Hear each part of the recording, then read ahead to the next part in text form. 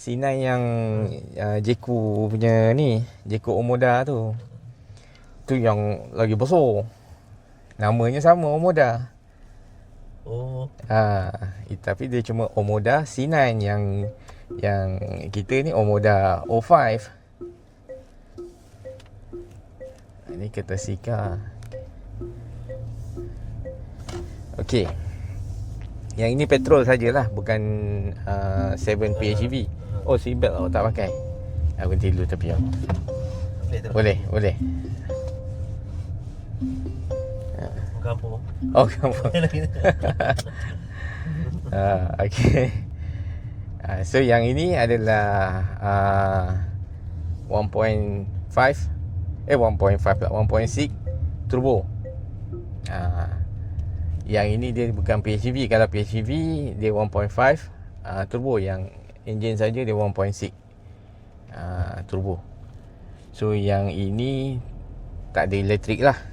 Dia fully engine. Sama macam Ustaz Subuh lah. Daripada sini dia ni mandai. Ya Allah, daripada kiri nak pergi kanan.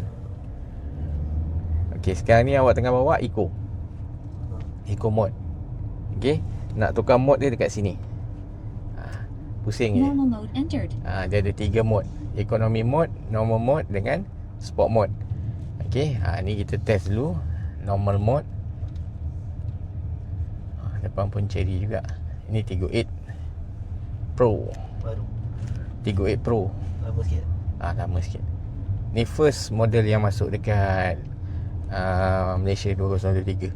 38 Pro dengan Omoda 5H 5C. Nanti depan belok kiri.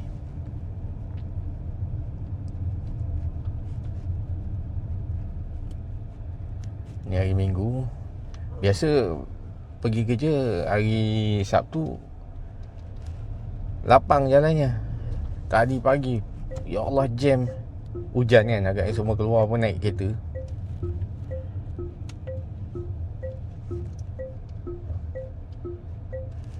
Okey, tekan sikit.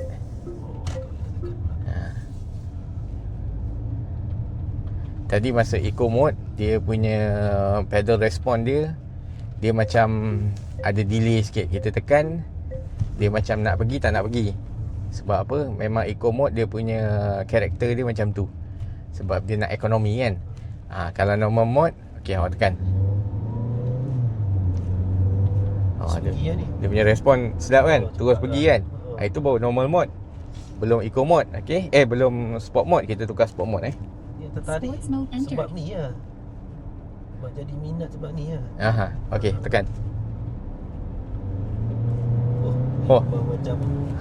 Macam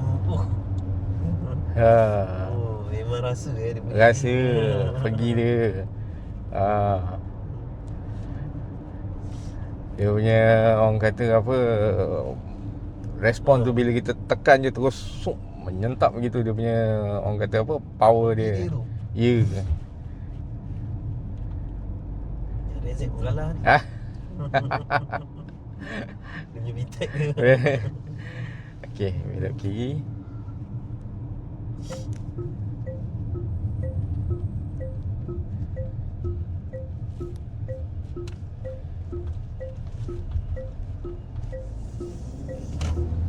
Sedap kan? Tekan kan? Sport mode ni bagus bila mana tau? Bila kalau macam ni, saya tukar balik pada normal mode Normal mode entered. Okey, sport mode ni bila kata bagusnya masa kita nak overtake, kita nak motong. Kita nak motong, kita nak power yang cepat dan agresif kan. Kita boleh guna sport mode. Yang kedua, time kita layan cornering, contoh pergi, jalan tu berlubang. Contoh kita pergi Mersing ke kan, jalan yang macam berliku-liku kan. So setiap liku tu bila kita corner kan, kita lepas minyak. Bila kita dah lepas corner, kita nak power balik. Okey, awak tekan minyak sikit, lepas tu ambil corner laju sikit. Tekan ni.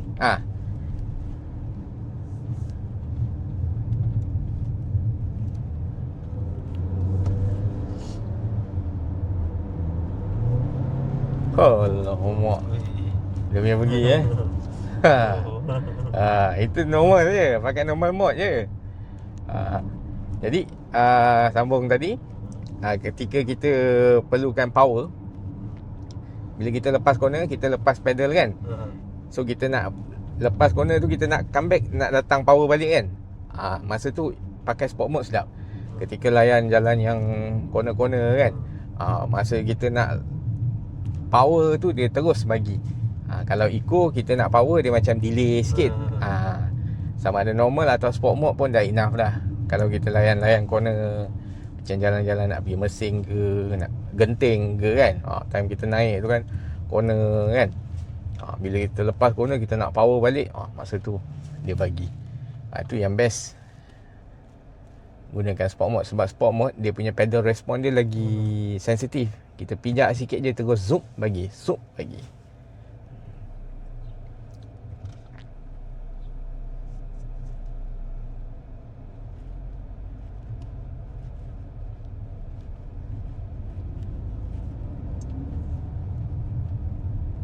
So far okay. Handling pun sedap. Handling pun sedap.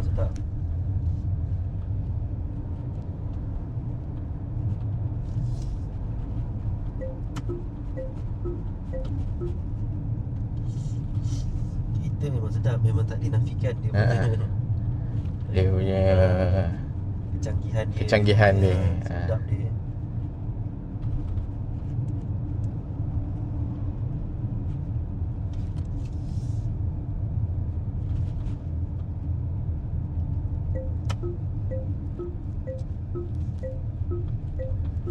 Hari Sabtu memang tak kerja kan? Tak. Masuk sini pun boleh lah. Tapi belakang dah ada kereta.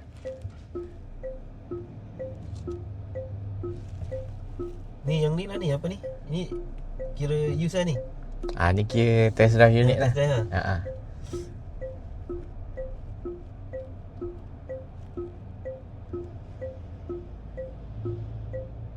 Pistol yang baru. Tapi dah mula ramai tengok orang pakai. Dah mula nampak lah kat jalan. Cherry dah top 5 sekarang. Kalau dekat market kita, dia since dia masuk 2023 tu sampai sekarang 3 tahun berturut-turut, dia top 5. Pro 2 nombor 1 lah. Proton normal lah. Nombor 2 standard. 1, 2 tu Pro 2 Proton lah. Nombor 3 Toyota. Nombor 4 Honda. Nombor 5 Cherry. Dia dah potong semua otai-otai yang ada dekat Malaysia dah lama dah. Macam Mitsubishi apa semua tu, dia dah potong lama dah. Nissan, Mazda dah tampau dah. Dia duduk 3 tahun betul-betul. 2023, 2024, 2025.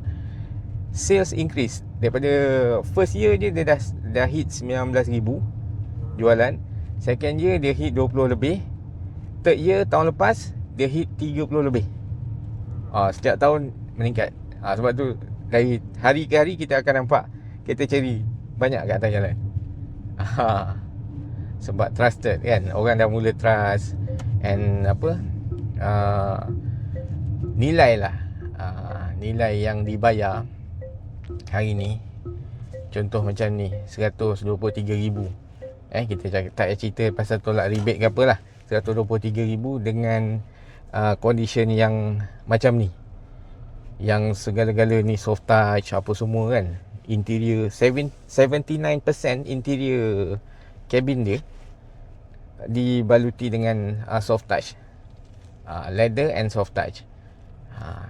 Hard plastik cuma 21% saja.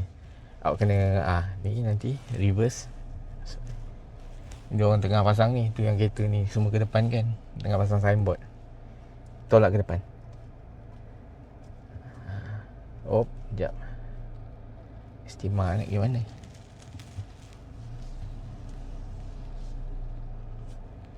Orang tengah buat kerja, dia pergi parking kat situ. Kawan ni tak? Bos ni? Tak tahu kot bos dia. Ini 38 besar. 38 besar. Dua-dua ni 38 PHEV. Lebih mahal lagi tu kan? Dia 159,800. Tapi value dengan dia punya Tekan P je, tekan P je. Tekan ni. Dia tak payah pergi N. Tak payah pergi ni. Daripada D terus P je P terus. Tak payah nak ikut macam gear lama kan. Dulu kan daripada P nak masuk D kena lalu R, N, D. Lepas tu nak balik semula P kena lalu D, R, N semua kan. Tak payah. Ni daripada D terus je P. Daripada R pun terus P. Tak payah nak pergi N dulu ke apa semua, tak payah. Sebab function button dia semua dah tap-tap je, touch je. Senang cerita, kalau nak pergi D kita tap sekali, kita nak pergi R kita tap sekali, nak pergi parking pun kita tap sekali. Automatic dia punya parking brake pun akan naik sekali. Let's say lah kita berhenti and terlupa, contohlah dah orang kata nak terkucil sangat lah kan, sampai je dekat stesen minyak, berhenti je, terus buka seatbelt, buka pintu, gear lupa nak free. Dia automatic, once kita lepas je seatbelt dan buka pintu je, automatic dia terus pergi parking. So tak risaulah lepas kita turun tiba-tiba kereta tu berjalan ke. Tak, dia automatic.